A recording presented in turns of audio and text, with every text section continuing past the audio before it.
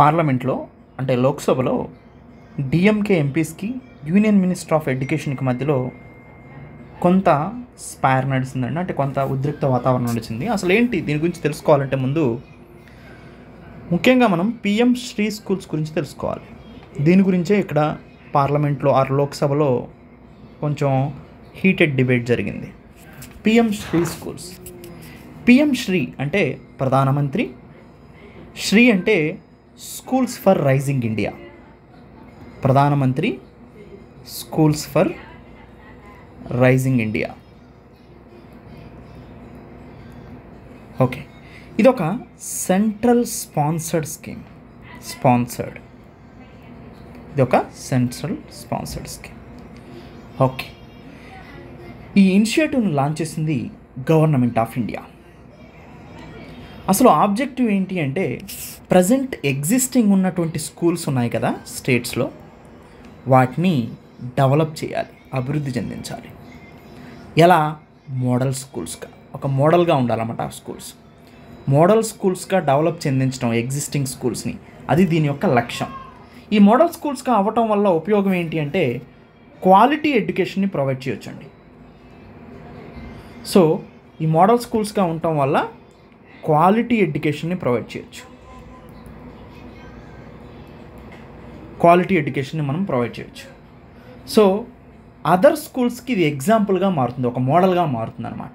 అయితే ఈ PM Shri schools యొక్క కీ ఫీచర్స్ చూస్తే ఫస్ట్ పాయింట్, ప్రజెంట్ అప్గ్రేడేషన్ చేయాలండి ఎగ్జిస్టింగ్ స్కూల్స్ని. అప్గ్రేడేషన్ అంటే 14,500 స్కూల్స్ని ఇండియా మొత్తం మీద అప్గ్రేడ్ చేస్తున్నారు మోడల్ స్కూల్స్గా. రెండోది, ఏవైతే పిఎం శ్రీ స్కూల్స్ ఉన్నాయో దాంట్లో నేషనల్ ఎడ్యుకేషన్ పాలసీ 2020ని అమలు చేయాలి. అయితే దీంట్లో ఒక లాజిక్ ఉందండి. నేషనల్ ఎడ్యుకేషన్ పాలసీ ఏం ప్రమోట్ చేస్తుందంటే 3 లాంగ్వేజ్ ఫార్ములాని ప్రమోట్ చేస్తుంది. 3 లాంగ్వేజ్ ఫార్ములాని ప్రమోట్ చేస్తుంది. ఈ 3 లాంగ్వేజ్ ఫార్ములా ఏంటి? సపోజ్ నాన్ హిందీ స్టేట్స్, ముఖ్యంగా సదరన్ స్టేట్స్ అనుకోండి, ఫస్ట్ ఇంగ్లీషు, తర్వాత హిందీ, ఏదైనా ఒక స్టేట్ లాంగ్వేజ్, తెలుగు అయితే తెలుగు, తమిళ అయితే తమిళ, ఇలా చూసుకోవచ్చు. అదే హిందీ స్టేట్స్ అనుకోండి, ఫస్ట్ హిందీ, తర్వాత ఇంగ్లీషు, లేదా ఏదైనా రీజనల్ లాంగ్వేజ్. అండ్ ఫారెన్ లాంగ్వేజ్ను కూడా ప్రమోట్ చేస్తుంది నేషనల్ ఎడ్యుకేషన్ పాలసీ 2020 అనేది. అయితే హిందీని మా మీద బలవంతంగా ఇంపోజ్ చేస్తున్నారు అని తమిళనాడు గవర్నమెంట్ క్లెయిమ్ చేస్తుంది. అంటే నేషనల్ ఎడ్యుకేషన్ పాలసీ 2020 వీళ్ళకి ఇష్టం లేదు. నేషనల్ ఎడ్యుకేషన్ పాలసీ 2020 ఇష్టం లేదంటే ఆటోమేటిక్గా పిఎం శ్రీ స్కూల్స్ కనుక ఇంప్లిమెంట్ చేయాలంటే కన్ఫామ్గా ఎన్ఈపీ 2020ని ఫాలో అవ్వాలి. అంటే తమిళనాడు గవర్నమెంట్ ఏం చెప్తుంది? ఎన్ఈపీ 2020 3 లాంగ్వేజ్ ఫార్ములాని ఫాలో కావు అంటే ఈ పిఎం శ్రీ స్కూల్స్లో ఇన్ఫ్రాస్ట్రక్చర్ డెవలప్ చేస్తారండి. అంటే గ్రీన్ స్కూల్స్గా వీటిని మారుస్తారు. Solar panels, water conservation, waste management, labs, libraries, ఇలాంటి ఫెసిలిటీస్ అన్నీ కల్పిస్తారు. తర్వాత ఇంక్లూజివ్ ఎడ్యుకేషన్ ఉంటుందండి. అంటే సమ్మిళితమైనటువంటి ఎడ్యుకేషన్, అందరినీ కలుపుకుని వెళ్తారు. ఎవరైతే డిసేబుల్ చిల్డ్రన్ ఉన్నారో, అంగవైకల్యం ఉన్న పిల్లలు ఉన్నారో వాళ్ళకి కూడా దీంట్లో ఇంక్లూజివ్నెస్ ఉంటుంది అనమాట. వాళ్ళకు కూడా ఫ్రీ ఫెయిర్ ఎన్వైరన్మెంట్ ఉంటుంది. రీజనల్ లాంగ్వేజ్ కూడా క్వాలిటీ ఎడ్యుకేషన్ వీళ్ళు ప్రొవైడ్ చేస్తారు. నెక్స్ట్ వొకేషనల్ ట్రైనింగ్ని ప్రొవైడ్ చేస్తారండి. దీనివల్ల వొకేషనల్ కోర్సెస్ ఇండస్ట్రీ డిమాండ్స్కి తగ్గట్టుగా నేర్పించడం జరుగుతుంది. టెక్నాలజీని ఉపయోగించి స్మార్ట్ బోర్డ్స్ మీద, డిజిటల్ లెర్నింగ్ మీద ఈ ట్రైనింగ్ని, డిజిటల్ లెర్నింగ్ని కూడా ప్రొవైడ్ చేస్తారు.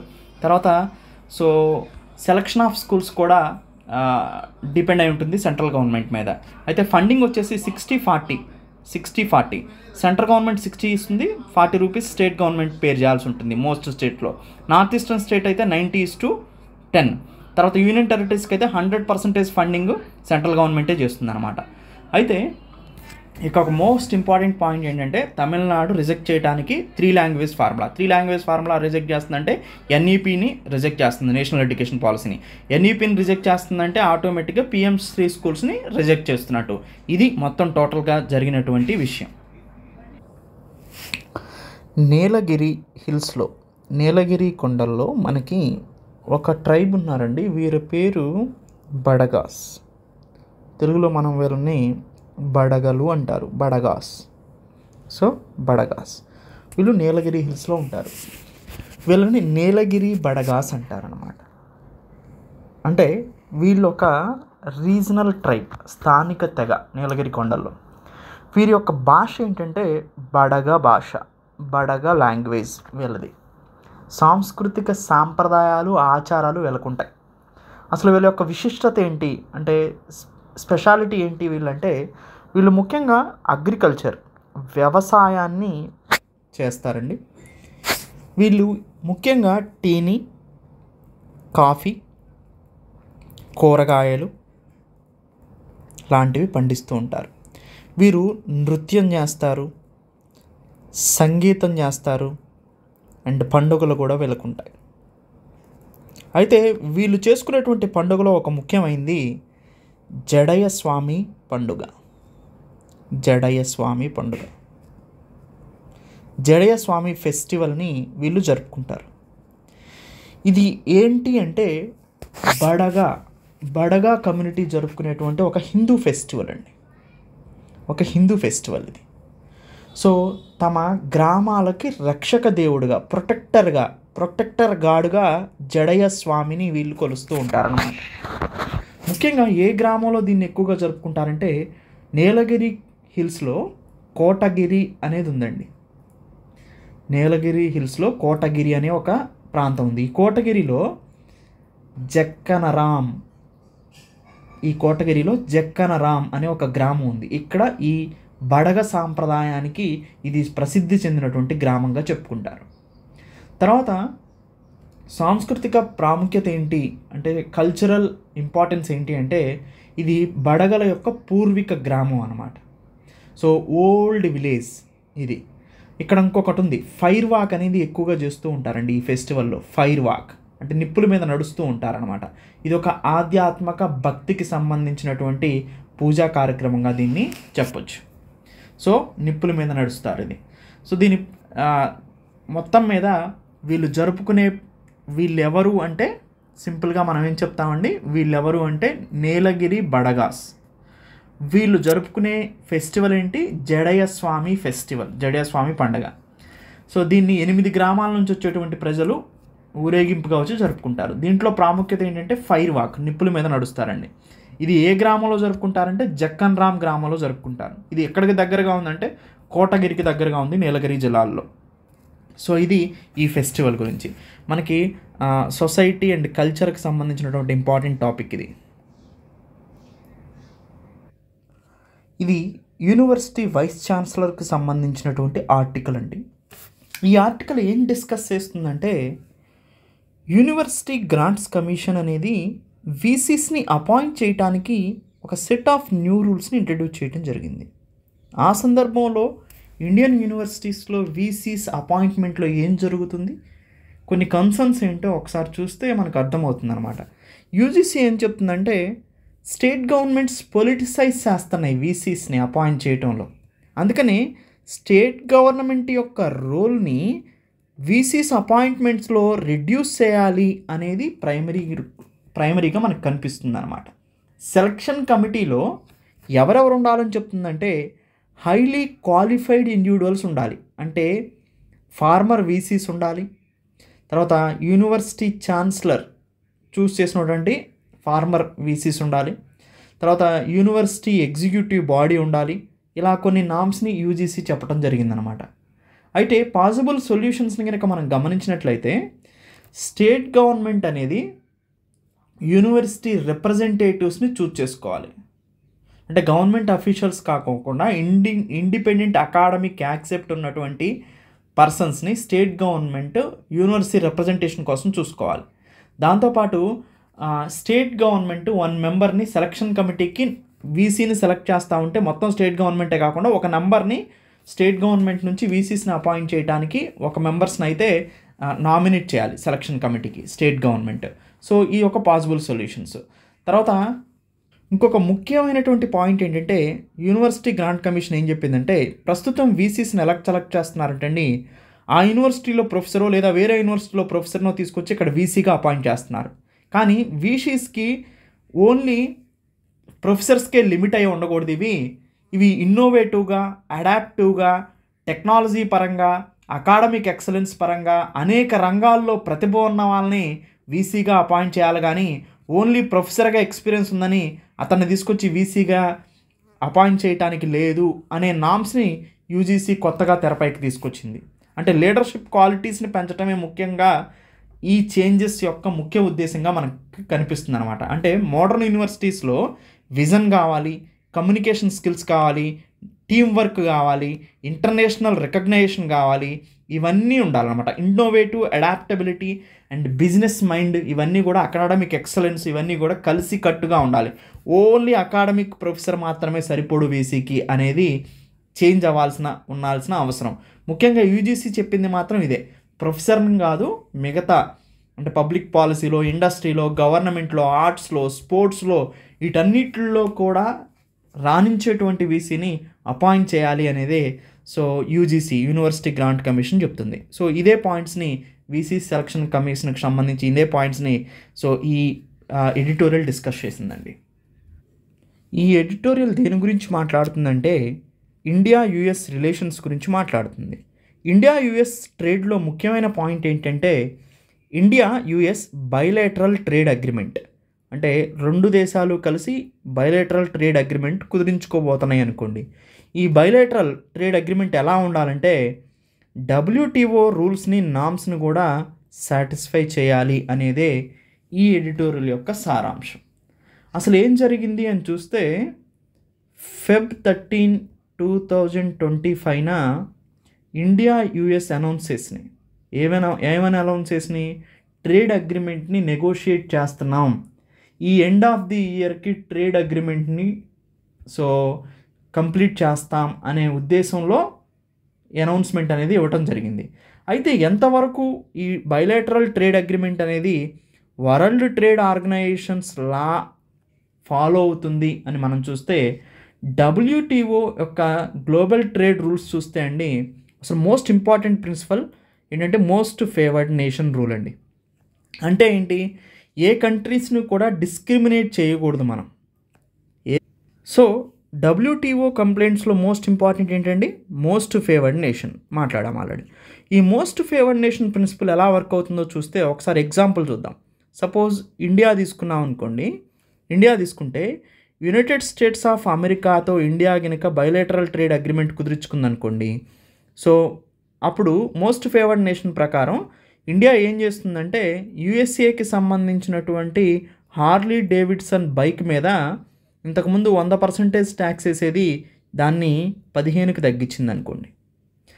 సేమ్ డబ్ల్యూటీఓ మెంబర్స్లో తయారు చేసేటువంటి బైక్స్ మీద కూడా ఏం చేయాలండి, ఇప్పుడు ఇర్రెస్పెక్టివ్ ఆఫ్ టరిఫ్స్ 15% ఉండాలి. మనం డిస్క్రిమినేట్ చేయకూడదు అదర్ కంట్రీస్ని, డబ్ల్యూటీఓ మెంబర్స్ని. అంటే ఒక కంట్రీ మీద ఎంతైతే నువ్వు ఇంపోర్ట్ డ్యూటీ లెవీ చేస్తున్నావో మిగతా డబ్ల్యూటీఓ కంట్రీస్ మీద కూడా అంతే మనం లెవీ చేయాలి, అంతకన్నా ఎక్కువ లెవీ చేయకూడదు. ఈ కంట్రీస్తో మనం ఎంత లెవీ చేస్తున్నామో అంతే లెవీ చేయాలన్నమాట. సో అది దీని యొక్క అగ్రిమెంట్లో ప్రిన్సిపల్ పాయింట్. కానీ మిగతా కంట్రీస్ నుంచి వచ్చే గూడ్స్ని కూడా మనం తగ్గిస్తే యూఎస్ఏ కాకోకుండా మన మీద ఇంటర్నల్గా స్ట్రెస్ పట్టడానికి ఎక్కువ అవకాశం ఉంటుందన్నమాట. సో ట్రేడ్ అగ్రిమెంట్ అనేది కూడా లీగల్గా ఉండాలి. సో అంటే ఇండియా యుఎస్ తీసుకున్నారనుకోండి, సో ఫ్యూ ప్రొడక్ట్స్ మీద తగ్గించుకోవటమే కాదు, పూర్తిగా తగ్గించుకోవాలి, కంప్లీట్గా నామ్స్ని ఫాలో అవ్వాలి. ఒక ప్రోడక్ట్ మీద తగ్గించుకొని ఇంకొక ప్రోడక్ట్ మీద ఎక్కువగా ఉంచుకోవటం, ఇలాంటివి ఫ్రీ ట్రేడ్ అగ్రిమెంట్ అనిపించుకోదన్నమాట. సో ఇదంతా కూడా ఇన్వాల్వ్ అయింది దీంట్లో. ప్రజెంట్ యుఎస్ అప్రోచ్ మీద మనకు కొన్ని కన్సర్న్స్ ఉన్నాయండి. డొనాల్డ్ ట్రంప్ ఏమంటున్నారంటే రెసిప్రోకల్ టరిఫ్స్ మీద ఫోకస్ చేస్తున్నారు. అంటే ఏంటి, US would match the tariff rates of other countries. అంటే అదర్ కంట్రీస్ మీద మనం ఎంతైతే టరిఫ్స్ వసూలు చేస్తున్నామో యుఎస్ఏ మీద కూడా అంతే వసూలు చేయాలని అంటున్నారు అనమాట. అప్పుడు యుఎస్ఏకి మీద ఇంపోర్ట్ డ్యూటీ అనేది తగ్గుతుందన్నమాట. సో ఇది డబ్ల్యూటీఓ రూల్స్ని వైలేట్ చేయడానికి ఎక్కువగా అవకాశం ఉంది. మొత్తానికి ఇండియా యుఎస్ ట్రేడ్ అగ్రిమెంట్ కనుక జరిగితే అది డబ్ల్యూటీఓ లాస్ని కంపాటబుల్గా ఉండాలి కానీ సో దానికి వ్యతిరేకంగా అయితే ఉండకూడదు అనేదే ఈ ఎడిటోరియల్ యొక్క సారాంశం. ఇండియాలో ఒబేసిటీ క్రైసిస్ బాగా పెరిగిపోయినాయండి. అంటే బాగా లావుగా మారిపోవటం, హైట్తో పోల్చుకుంటే వెయిట్ ఎక్కువగా మారటం. ఈ ఒబేసిటీ క్రైసిస్కి కారణాలు మనం అన్వేషిస్తే ఒకటి ఫుడ్ హ్యాబిట్స్, రెండోది ఈ ఫుడ్ హ్యాబిట్స్ని కంట్రోల్ చేసేటువంటి రెగ్యులేషన్, అంటే food security standard authority of India regulations. ఇండియాలో ఫుడ్ రెగ్యులేషన్ సరిగా లేదనేది అందరికీ తెలుసు, ఎందుకంటే వాస్ట్ కంట్రీ కాబట్టి ఫుడ్ని రెగ్యులేట్ చేయడం చాలా కష్టం. అందుకనే అన్హెల్దీ ఫుడ్ని ఎక్కువగా కన్జ్యూమ్ చేస్తున్నారు పీపుల్ ఆఫ్ ఇండియా. ఇండియాలో ఇప్పుడు మనం సుమారు చూసుకుంటే ప్రతి నలుగురిలో ఒకళ్ళు డయాబెటిక్ ఉన్నారండి. ప్రైమ్ మినిస్టర్ నరేంద్ర మోడీ డైరెక్ట్గా యాక్షన్ తీసుకోమని కాల్ ఇచ్చారు. 2025 ఎకనామిక్ సర్వేలో కూడా సజెస్ట్ చేశారు హెల్త్ ట్యాక్స్ని. అంటే ఈ ట్యాక్స్ వల్ల వచ్చిన మనీని హెల్త్ కోసం ఉపయోగిస్తారు. అంటే అల్ట్రా ప్రాసెస్డ్ ఫుడ్స్ ఉంటాయి కదా, బాగా ఫ్రై చేసిన ప్రాసెస్ చేసిన ఫుడ్స్, వాటి యొక్క కన్జంప్షన్ని రెడ్యూస్ చేయాలంటే దీని మీద ట్యాక్స్ విధించండి. అల్ట్రా ప్రాసెస్డ్ ఫుడ్స్ మీద ట్యాక్స్ విధించారనుకోండి, వాటి కన్జంప్షన్ తగ్గడానికి అవకాశం ఉంటుంది అని 2025 ఎకనామిక్ సర్వే కూడా స్ట్రెస్ చేసి చెప్పింది.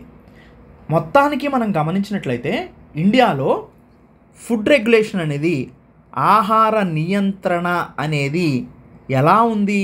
చాలా వీక్గా ఉంది. India's weak food regulation allows unhealthy food and advertisements to flourish. That is the key point in this editorial. Okay, and food labelling కానీ అడ్వర్టైజింగ్ కానీ, ఫుడ్ లేబుల్ అంటే స్టార్స్ రేటింగ్ ఇస్తారండి. ఈ ఫుడ్ లేబులింగు బాగలేదు, అడ్వర్టైజ్మెంట్ ఎక్కువైపోయింది. థమ్స్అప్ తాగమని బాహ్యంగానే advertisement ఇస్తూ ఉంటారనమాట. So food security standard authority of India అనేది ఇండియా న్యూట్రిషన్ రేటింగ్ INRని కూడా 2022 నుంచి ప్రొవైడ్ చేస్తుంది. స్టార్ సిస్టమ్ ఇచ్చింది, అంటే హెల్త్ స్టార్ అనమాట. హెల్త్ స్టార్ అంటే 5 స్టార్ అయితే మంచిది, 4 స్టార్ అయితే ఇలా, 3 స్టార్ అయితే ఇలా, 2 స్టార్ అయితే ఇలా. ఇది ఆస్ట్రేలియా నుంచి అడాప్ట్ చేసుకోవడం జరిగిందనమాట. సపోజ్ బిస్కెట్స్ తీసుకున్నారనుకోండి, దీంట్లో ఫ్యాట్ ఎక్కువగా ఉంటుంది, షుగర్ ఎక్కువగా ఉంటుంది, సాల్ట్ ఎక్కువగా ఉంటుంది, అయినా కానీ దీనికి 2 స్టార్ ఇచ్చారు. సో ఇట్లా. తర్వాత సాఫ్ట్ డ్రింక్స్, థమ్స్అప్ లాంటివి తీసుకున్నారనుకోండి, హై షుగర్ వార్నింగ్ ఉండాలి దాని మీద, అయినా కానీ అవి స్టార్స్ వస్తున్నాయి అట్లున్నా కానీ. కార్న్ ఫ్లేక్స్ తీసుకున్నారనుకోండి, వాటిలో ఎక్కువగా షుగరు సోడియం ఉంటాయి, అయినా కానీ వాటికి 3 స్టార్ ఇచ్చారు. ఇలా లేబులింగ్ అనేది సరిగా లేదు, అడ్వర్టైజ్మెంట్ చాలా ఎక్కువగా ఉంది. సో ఇది ముఖ్యంగా మనం తగ్గించుకోవాలి. తర్వాత అల్ట్రా ప్రాసెస్డ్ ఫుడ్ కన్జంప్షన్ అనేది చాలా తగ్గించుకోవాల్సిన అవసరం అయితే ఉంది. అడ్వర్టైజింగ్ లాస్ కూడా చాలా వీక్గా ఉన్నాయి. కన్జ్యూమర్ ప్రొటెక్షన్ యాక్ట్ 2019 తీసుకుంటే, సో ఇంపార్టెంట్ డీటెయిల్స్ని హైడ్ చేయకూడదు, ఫుడ్స్కి సంబంధించి ఏమేమి యాడ్ చేశారో దాన్ని బహిర్గతం చేయాలి అని చెప్తున్నప్పటికీ కూడా ఎవరెవరు ఏమేమి యాడ్ చేస్తున్నారో కరెక్ట్గా ఇవ్వట్లేదు. So high fat, salt, sugar వీటన్నిటిని తగ్గించాలి, అల్ట్రా ప్రాసెస్డ్ ఫుడ్స్ని తగ్గించాలని food security standard authority of India చెప్తున్నప్పటికీ కూడా ఎలాంటి కంప్లీట్ రెగ్యులేషన్స్ అయితే వాటి మీద జరగట్లేదు. సో ఇది ఒబేసిటీ అనేది ముఖ్యంగా public failure, but policy failure కూడా. పబ్లిక్ ఫెయిల్ ఎందుకు అవుతుంది? పాలసీ ఫెయిల్ అవటం వల్ల. గుడ్ ప్లాన్ కనుక ఉంటే, హెల్దీగా ఉంటే, కార్పొరేట్స్ ప్రాఫిట్స్ చూసుకోకుండా హెల్దీ గురించి కూడా ఆలోచిస్తే పీపుల్ యొక్క పబ్లిక్ యొక్క హెల్త్ ఫెయిల్యూర్ జరగకోకుండా ఉంటుంది పాలసీ ఇంప్లిమెంటేషన్ జరిగితే. ఇది ఫైనల్ థాట్గా చెప్పుకోవచ్చు. ఎనీవే అండి, ఒబేసిటీ క్రైసిస్ అయితే ఇండియాలో ఉన్నాయని మనకు అర్థమవుతుంది. ప్రైమ్ మినిస్టర్ నరేంద్ర మోడీ కూడా దీని గురించి స్ట్రెస్ చేసి చెప్పారు. సో ఇది ఈ ఆర్టికల్ యొక్క ముఖ్య ఉద్దేశం. ఈ ఆర్టికల్ దేని గురించి మాట్లాడుతుందంటే అండి, శాలరీడ్ ఎంప్లాయీస్, ప్రతి మంత్ కూడా శాలరీ తీసుకునేటువంటి ఎంప్లాయీస్ ఉన్నారు కదా, వాళ్ళ యొక్క శాలరీస్ అనేవి ఎలా ఉన్నాయంటే స్టాగ్నెంట్గా ఉన్నాయండి, పెరగట్లేదు అన్నమాట ఎక్కువగా. ఇంకొక విచిత్ర విషయం ఏంటంటే, డైలీ వేజ్ లేబరర్స్ ఉంటారు కదా, క్యాజువల్ లేబర్ వేజెస్ అనేవి మాత్రం ఇంక్రీజ్ అయినాయండి. కానీ డైలీ మంత్లీ సెక్యూర్గా ఉండే ఎంప్లాయ్మెంట్ జాబ్ చేసే వాళ్ళు ఎవరైతే ఉన్నారో శాలరీడ్ ఎంప్లాయీస్, వాళ్ళ జాబ్ యొక్క ఇంక్రిమెంట్, శాలరీ ఇంక్రిమెంట్ మాత్రం 2019తో కంపేర్ చేస్తే 2024కి 1.7% లోయర్ ఉన్నాయండి. సో అంటే రియల్ వేజెస్, అంటే ఇన్ఫ్లేషన్కి అడ్జస్ట్ చేసినప్పుడు. సో అసలు కారణం ఏంటి? శాలరీస్ ఎంప్లాయిడ్ యొక్క శాలరీస్ ఎక్కువగా పెరగకపోవటానికి గల కారణం ఏంటి అంటే, జాబ్స్ కన్నా కూడా వర్క్ చేసే వాళ్ళు ఎక్కువగా ఉన్నారు. తర్వాత ఇన్వెస్ట్మెంట్, పెట్టుబడులు పెట్టే వాళ్ళు లేరు, ఆటోమేటిక్గా జాబ్స్ తక్కువగా ఉన్నాయి అందుకే. దాంతోపాటు స్కిల్ గ్యాప్ ఎక్కువగా ఉంది, అంటే పని ఒకటైతే వీళ్ళకి వచ్చింది ఒకటి. దాంతోపాటు గ్లోబల్ ఎకానమీ కూడా వీక్గా ఉంది, వీక్ ఎకానమీ. ఇవన్నీ కూడా కారణం శాలరీస్ యొక్క వేజెస్ పెరగకపోవటానికి. కానీ సేమ్ టైం క్యాజువల్ లేబర్ యొక్క డైలీ వేజెస్ అంటే రోజువారీ కూలి మాత్రం 2019 నుంచి పోలిస్తే 2024 వచ్చేసరికి 12.3% పెరిగినాయండి. కోవిడ్ తర్వాత రూరల్లో క్యాజువల్ వేజ్ లేబరర్ యొక్క రోజు సంపాదించే మనీ 12% పెరిగింది, అర్బన్లో 11.4% పెరిగింది కోవిడ్-19 తర్వాత. సో అయితే ఈ జాబ్స్ అనేవి మాత్రం అన్స్టేబుల్గా ఉన్నాయి, ఇన్సెక్యూర్. ఏవండి క్యాజువల్ లేబర్స్ మాత్రం అన్స్టేబుల్, ఇన్సెక్యూర్. సెల్ఫ్ ఎంప్లాయిడ్స్ కూడా అంటే సొంతగా ఎంప్లాయ్మెంట్ ఆపర్చునిటీస్ పొందే వాళ్ళు కూడా స్ట్రగుల్ అవుతున్నారు. వాళ్ళ యొక్క వేజెస్ కూడా 2019తో పోలిస్తే 2024కి 1.5% పడిపోయినాయి. So rural self employed workers కూడా చిన్నగా కొద్దిగా 3% గెయిన్ పొందారు రూరల్లో ఉండేటువంటి సెల్ఫ్ ఎంప్లాయిడ్స్. కానీ ఎక్కువ పెద్ద మొత్తంలో ఉండే అర్బన్ సెల్ఫ్ ఎంప్లాయిడ్స్ మాత్రం 5.2% తగ్గారు. సో ఫ్యామిలీ బిజినెస్లో పనిచేసే వాళ్ళు ఎవరైతే ఉన్నారో మ్యాక్సిమం వితౌట్ పేకే వాళ్ళు ఎక్కువగా వర్క్ చేస్తూ ఉన్నారు. అసలు ఎందుకు ఈ ప్రాబ్లం వచ్చింది అంటే తక్కువ వేజెస్, పీపుల్ తక్కువగా ఖర్చు పెట్టడం, తక్కువగా వాళ్ళకి మనీ రావటం, ఎకనామిక్ గ్రోత్ కూడా స్లోగా ఉంది. So big economic policies like demonetisation కానీ జిఎస్టీ కానీ ఇవి పీపుల్ యొక్క జాబ్స్ని వేజెస్ని హర్ట్ చేసినాయి అని చెప్పుకోవచ్చు. కంపెనీస్ యొక్క డిమాండ్ కూడా బాగా పెరగట్లేదు. సో ఇవన్నీ కూడా కారణంగా చెప్పుకోవచ్చు ఎందుకు వాళ్ళ యొక్క వేజెస్ ఇంక్రీజ్ అవ్వటం లేదు అని. అంటే మొత్తానికి ఫ్యూచర్లో ఏంటి మనం ఏమి ఎక్స్పెక్ట్ చేయొచ్చు అంటే బిగ్గా అంటే పెద్ద మొత్తంలో వేజెస్ ఇంక్రీజ్ అవ్వడానికి అంత అవకాశాలు అయితే ఫ్యూచర్లో కనిపించట్లేదు. ఎకానమీస్ అన్నీ కూడా గ్రోత్ కూడా వీక్గా ఉంది. వేజెస్ గ్రో అవ్వాలంటే ఎకానమీ కూడా గ్రో అవ్వాల్సిన అవసరం ఉందన్నమాట. ఇన్వెస్ట్మెంట్లు రావాలి, సో ఇండస్ట్రీస్ ఎస్టాబ్లిష్ కావాలి, అప్పుడే జాబ్ స్కిల్డ్ వర్క్ రావాలి. ఇవన్నీ కూడా కారణంగా కనిపిస్తున్నాయి. మొత్తానికి ఇది శాలరీడ్ వర్కర్స్, శాలరీడ్ ఎంప్లాయీస్కి అయితే ఎక్కువగా పెరగలేదు వేజెస్ అనేవి. కానీ క్యాజువల్ లేబర్ వేజెస్ అయితే పెరిగినాయి కొంత పర్సంటేజ్. సో దాంతోపాటుగా క్యాజువల్ లేబర్ రూరల్లో పెరిగినాయి ఎక్కువగా అర్బన్తో పోలిస్తే, అండ్ సెల్ఫ్ ఎంప్లాయిడ్ కూడా రూరల్లో ఎక్కువగా ఉంది కంపేర్ టు అర్బన్. సో ఇది వేజెస్ గురించి అండి, ఎకానమీకి సంబంధించినటువంటి ఇంపార్టెంట్ టాపిక్. ప్రెసిడెంట్ రూల్, రాష్ట్రపతి పరిపాలనని ఎప్పుడు విధిస్తారు?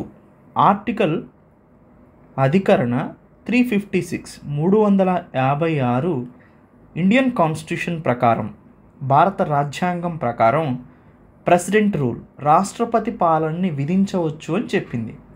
ఎక్కడ? స్టేట్స్లో, రాష్ట్రాలలో. ఈ రాష్ట్రపతి పరిపాలన విధించినప్పుడు అక్కడ ఉన్నటువంటి స్టేట్ బడ్జెట్ పెట్టాల్సి వచ్చినప్పుడు యూనియన్ గవర్నమెంటే బడ్జెట్ని ప్రవేశపెడుతుంది. యూనియన్ గవర్నమెంటే గవర్నర్ ద్వారా ఈ రాష్ట్రాన్ని రూల్ చేస్తుంది.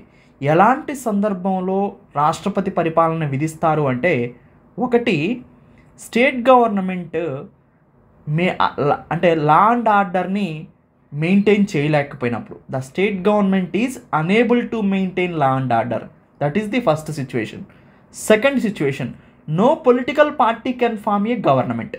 ఏ గవర్నమెంటు, ఏ పొలిటికల్ పార్టీ అయినా కానీ గవర్నమెంట్ని ఫామ్ చేయలేకపోయినప్పుడు పరిస్థితుల్లో. ఫస్ట్ది లా అండ్ ఆర్డర్ ప్రాబ్లమ్స్ని స్టేట్ గవర్నమెంట్ ట్యాకిల్ చేయనప్పుడు. థర్డ్ వచ్చేసి the state government does not follow constitutional provisions, రాజ్యాంగం యొక్క నియమాలని ఆ రాష్ట్రం పాటించలేదు అని అనుకున్నప్పుడు అక్కడ రాష్ట్రపతి పరిపాలన విధించవచ్చు. యూనియన్ గవర్నమెంట్ గవర్నర్ ద్వారా రాష్ట్రపతి పరిపాలన చేస్తుందన్నమాట. సో స్టేట్ అసెంబ్లీ సస్పెండ్ అయిపోతుంది, డిజాల్వ్ అయిపోతుంది. వీళ్ళు ఎలాంటి లెజిస్లేషన్లు కూడా పాస్ చేయడానికి లేదు, ఇంక్లూడింగ్ బడ్జెట్. అప్పుడు బడ్జెట్ని పార్లమెంట్ అప్రూవ్ చేస్తుంది.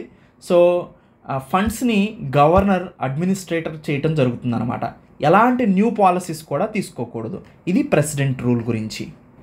మణిపూర్లో ఆల్రెడీ క్లాషెస్ జరుగుతున్నాయి, లా అండ్ ఆర్డర్ ప్రాబ్లం ఉంది కాబట్టి ప్రెసిడెంట్ రూల్ని అక్కడ ఇంపోజ్ చేయటం జరిగింది. సో అందుకనే Nirmala Sitharaman union finance minister Manipur బడ్జెట్ని ఇంట్రడ్యూస్ చేయడం జరిగింది 2025-26 కాను లోక్సభలో. టోటల్ బడ్జెట్ వచ్చేసి 35,103.9 crores బడ్జెట్ని అనౌన్స్ చేశారు. లాస్ట్ ఇయర్తో పోల్చుకుంటే ఇది ఎక్కువగానే ఉంది. లాస్ట్ ఇయర్ 32 కోట్లన్నర మాత్రమే, సో 32,600 కోట్లు మాత్రమే బడ్జెట్. ఈ ఇయర్ 35,103 కోట్లకి పెంచడం జరిగిందనమాట. సో మొత్తానికి మణిపూర్ బడ్జెట్స్తో పాటుగా ఎంపీస్ మిగతా టాపిక్స్ కూడా డిస్కస్ చేశారు. సప్లిమెంటరీ డిమాండ్స్ ఫర్ గ్రాంట్స్ మణిపూర్కి సంబంధించి, డిమాండ్ ఫర్ ఎక్సెస్ గ్రాంట్స్ మణిపూర్కి సంబంధించి. సో దాదాపుగా 6 hours వరకు కూడా ఈ డిస్కషన్స్ జరిగింది. సో ఇది ప్రెసిడెంట్ రూల్ గురించి మణిపూర్లో. సిప్రి అనే ఒక సంస్థ ఉంది, Stockholm International Peace Research Institute. ఇది ఒక ఇండిపెండెంట్ రీసెర్చ్ ఇన్స్టిట్యూట్ అండి. స్వీడన్లో ఉంది. ఈ సిప్రి అనే ఇన్స్టిట్యూట్ ఎక్కడ ఉందంటే స్వీడన్లో ఉంది. Stockholm International Peace Research Institute. దేని మీద ఫోకస్ చేస్తుందంటే ఇది గ్లోబల్ సెక్యూరిటీ, ప్రపంచవ్యాప్తంగా రక్షణ మీద, ఆర్మ్స్ కంట్రోల్ అంటే ఆయుధాల వినియోగం మీద నియంత్రణ, డిసార్మమెంట్ అంటే ఆయుధాలను తగ్గించుకోవాలి, వీటి మీద వర్క్ చేస్తుందండి సిప్రి అనేది. మిలిటరీ ఎక్స్పెండిచర్ ఎంత ఉంది ఏ కంట్రీకి, ఆర్మ్స్ ట్రేడ్ అంటే ఆయుధాల వర్తకం ఎలా జరుగుతుంది, న్యూక్లియర్ వెపన్స్ యొక్క స్టాక్ పైల్స్ ఎన్ని ఉన్నాయి డిసార్మమెంట్కి సంబంధించి, పీస్ అండ్ సెక్యూరిటీ, ఇలాంటి కీ ఏరియాస్ మీద ఇది వర్క్ చేస్తూ ఉంటుంది. అయితే రీసెంట్గా ఒక రిపోర్ట్ రిలీజ్ చేసింది ఆర్మ్స్ ఇంపోర్ట్స్లో, అంటే ఆయుధాల దిగుమతికి సంబంధించి ఒక రిపోర్ట్ని రిలీజ్ చేసింది. ఆయుధాల దిగుమతిలో అంట ఇండియా 2nd పొజిషన్లో ఉందంట, ఉక్రెయిన్ 1st పొజిషన్లో ఉందంట. 2020-24 మధ్యలో చూస్తే సో ఉక్రెయిన్ అనేది 1st పొజిషన్లో ఉందండి. ఉక్రెయిన్ 1st పొజిషన్లో ఉంది. ఎందుకు ఉక్రెయిన్ ఎక్కువగా ఉందంటే ఉక్రెయిన్ రష్యా వార్ సందర్భంగా ఉక్రెయిన్ ఈ మధ్యకాలంలో ఎక్కువగా ఇంపోర్ట్స్ని చేసుకుంది. ఓకే, అయితే ఇండియా 2nd పొజిషన్లో ఉంది. India share of global arms ఇంపోర్ట్లో 8.3%తో 2nd పొజిషన్లో ఉంది. ఇది ఉక్రెయిన్ 1st పొజిషన్లో ఉంది. తర్వాత ఖతర్ 3rd పొజిషన్లో ఉంది, సౌదీ అరేబియా అండ్ పాకిస్తాన్. మొత్తానికి ఇండియా మాత్రం 2nd పొజిషన్లో ఉంది గ్లోబల్ ఆర్మ్స్ని ఇంపోర్ట్ చేసుకోవటంలో 2020-24 మధ్యలో. మనం 2024తో పోలిస్తే 2015-19లో ఎక్కువగా ఆర్మ్స్ని ఇంపోర్ట్ చేసుకున్నాం. ఇది కూడా ఒక ఇంపార్టెంట్ పాయింట్. కొన్ని ఇంపార్టెంట్ పాయింట్స్ని చూద్దాం సిప్రి చెప్పిన వాటిల్లో. మొట్టమొదటిది, ఉక్రెయిన్ అనేది టాప్ ఇంపోర్టర్. ఎందుకు? రష్యా ఉక్రెయిన్ వార్ సందర్భంగా 2015-19తో పోలిస్తే 2020-24 మధ్యలో 100-fold ఇంక్రీజ్ అయింది ఉక్రెయిన్ యొక్క ఆర్మ్స్ ఇంపోర్ట్, అంటే ఆయుధాల దిగుమతి. రెండోది, ఇండియా అనేది 2nd ర్యాంక్లో ఉంది ఆర్మ్స్ని ఇంపోర్ట్ చేసుకోవటంలో. కానీ ప్రీవియస్ ఇయర్తో పోల్చుకుంటే 9.3% తగ్గింది. అంటే 2015-19తో పోల్చుకుంటే 2020-24 వచ్చేసరికి మనకి 9.3% తగ్గింది.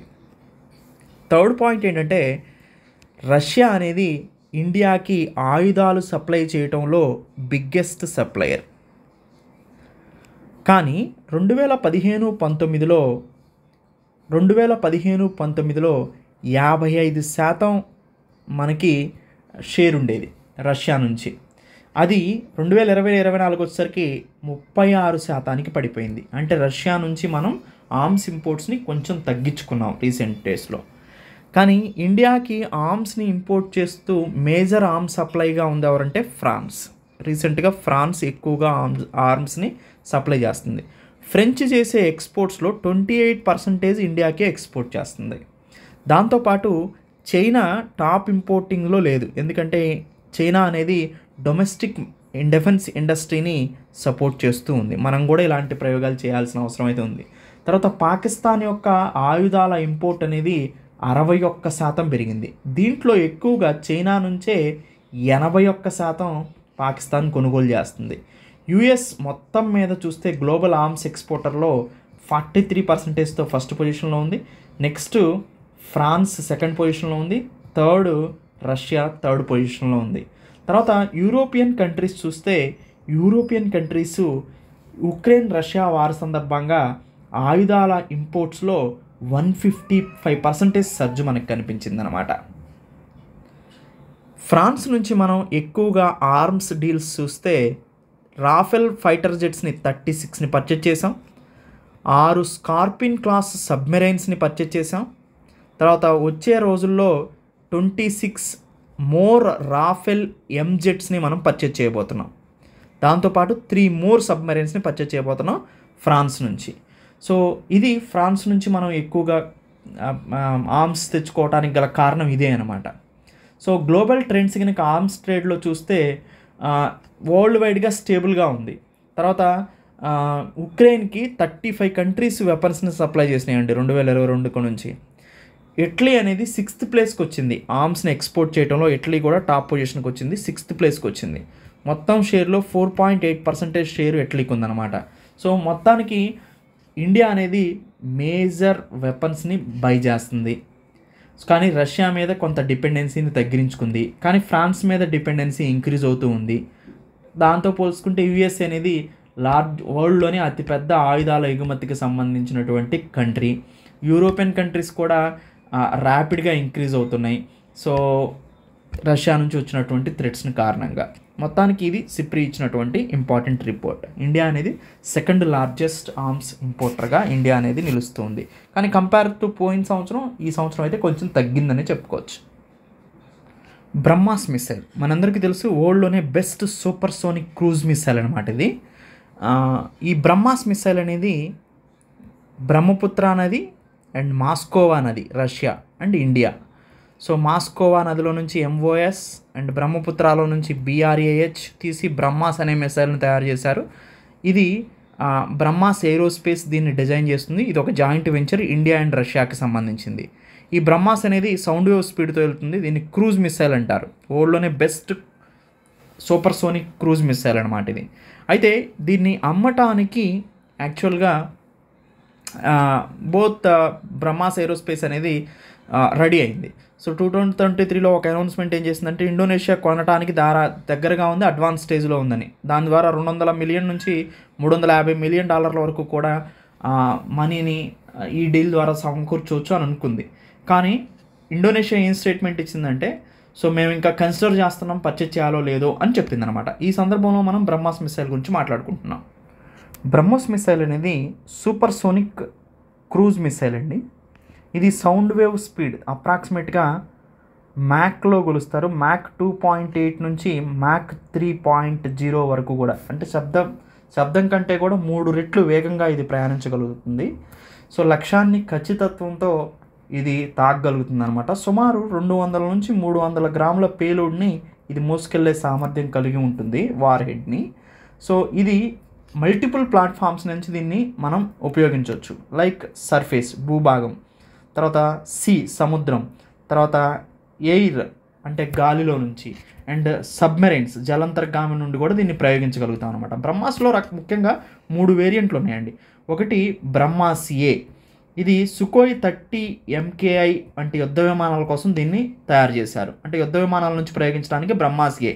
Next BrahMos NG new generation అనేది, ఇది తేలికైనటువంటి వర్షన్ అనమాట. జెట్ ఫైటర్స్లో తక్కువ బరువు ఉన్న యుద్ధ నౌకల కోసం దీన్ని తయారు చేశారు.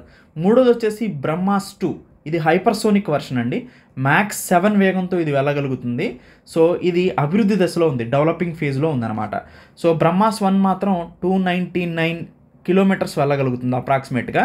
సో బ్రహ్మాస్ 2 మాత్రం ఇది చాలా ఎక్కువ దూరాలని రీచ్ అవ్వగలుగుతుంది అనమాట. సో ఇది ఫిలిప్పైన్స్, వియత్నాం అండ్ ఇండోనేషియా ఇలాంటి మరికొన్ని దేశాలు కొనటానికి చాలా ముందుకి ఉత్సాహంతో వచ్చినాయి. అందుకనే ఇప్పుడు మనం మాట్లాడుకున్నాం ఇండోనేషియా బ్రహ్మాస్ కొంటుందా లేదా అనే దాని గురించి.